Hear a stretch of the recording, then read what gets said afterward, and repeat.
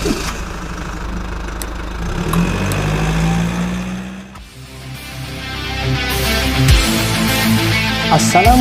warahmatullahi wabarakatuh. Halo sahabat Sekolapedia. Kali ini kita akan membahas tentang sejarah organisasi-organisasi regional dan global.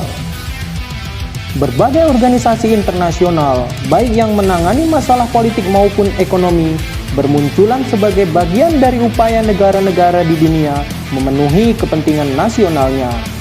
Selain itu, organisasi-organisasi internasional juga dibutuhkan untuk mengatur interaksi antara satu negara dan negara lainnya, agar tidak terjadi hubungan saling merugikan atau eksploitasi terhadap salah satu pihak.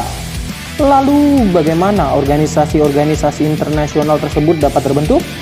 Bagaimana pula peran dan pengaruhnya organisasi regional dan global tersebut bagi Indonesia?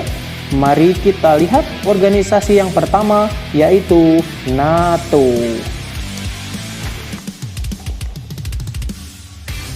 NATO, North Atlantic Treaty Organization.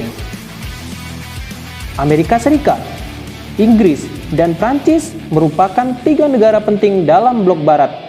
Pada tahun 1948, ketiganya menyepakati perjanjian untuk saling memberikan bantuan militer apabila di antara negara mereka diserang oleh negara lain.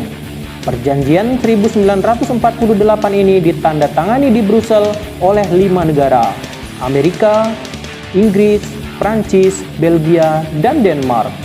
Berdasarkan nama tempat penandatanganan itulah, Perjanjian 1948 dikenal sebagai Perjanjian Brussels. Pada bulan April 1949, isi perjanjian diperbaharui dengan memperluas keanggotaannya, yakni Amerika, Inggris, Prancis, Belgia, Denmark, Kanada, Islandia, Italia, Belanda, Norwegia, Luxembourg, Portugal, dan Turki. Mereka membentuk organisasi pertahanan bersama yang disebut dengan NATO atau North Atlantic Treaty Organization. Negara-negara lain segera menyusul menjadi anggota, seperti Yunani pada tahun 1952, Jerman Barat pada tahun 1955, dan Spanyol pada 1982. Markas besar NATO berada di Brussels, sedangkan eksekutif komite militer NATO berada di Washington.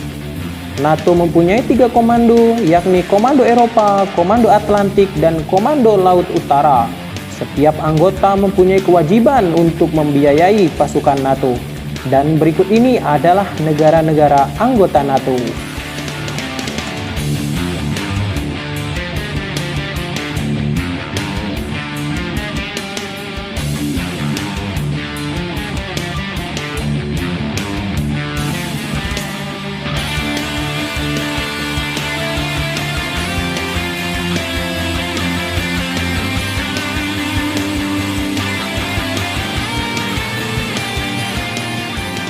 Pendirian NATO bertujuan menjamin kebebasan dan keamanan negara-negara anggota melalui cara-cara politik dan militer, yaitu sebagai berikut. Dalam bidang politik, NATO mempromosikan nilai-nilai demokrasi dan memungkinkan negara anggota untuk berkonsultasi dan bekerja sama dalam isu-isu pertahanan dan keamanan untuk memecahkan masalah, membangun kepercayaan dalam jangka panjang, dan mencegah konflik. Dalam bidang militer, tujuan didirikannya NATO yaitu adalah berkomitmen untuk menyelesaikan konflik secara damai. Jika usaha diplomatik gagal, maka akan digunakan kekuatan militer untuk mengatasi konflik.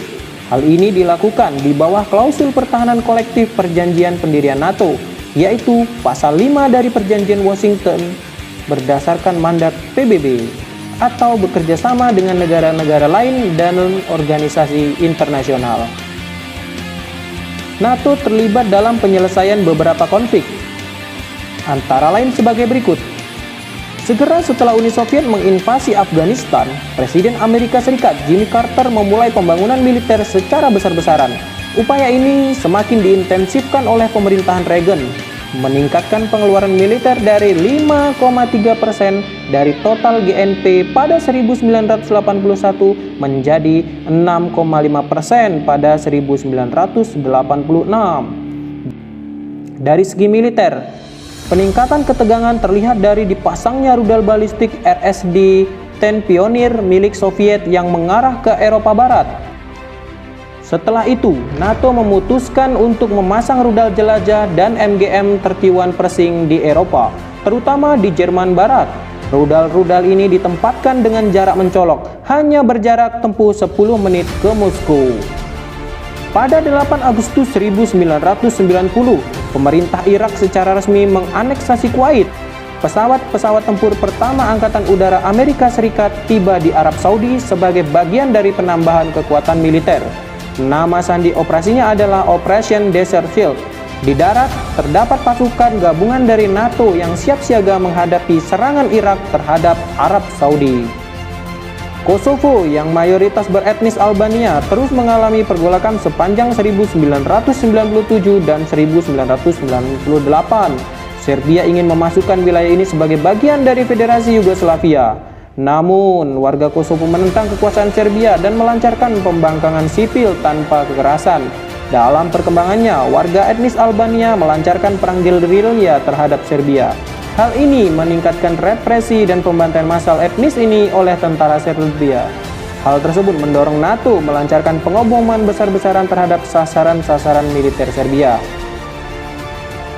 Pada Juni 1999, Slobodan Milošević adalah Presiden Serbia periode 1989-1997 yang kemudian menjabat sebagai Presiden Federal Yugoslavia periode 1997 sampai dengan 2000. Milošević sepakat untuk mundur dari Kosovo dan pasukan penjaga perdamaian NATO memasuki wilayah tersebut. Berbagai demonstrasi melawan Milošević di paruh kedua tahun 1999 gagal memaksa Milošević mengundurkan diri. Sementara itu, Montenegro, negara di kawasan Balkan yang tergabung dalam Republik Federal Yugoslavia sejak 1992, mencari otonomi yang lebih besar dalam federasi dan mulai membuat langkah-langkah konkret menuju tujuannya. Demikianlah pembahasan salah satu organisasi regional dalam bidang politik dan militer, yaitu NATO. Sampai saat ini, NATO masih menunjukkan eksistensinya dan ikut dalam berbagai penyelesaian konflik yang terjadi di dunia. Demikianlah, Assalamualaikum warahmatullahi wabarakatuh.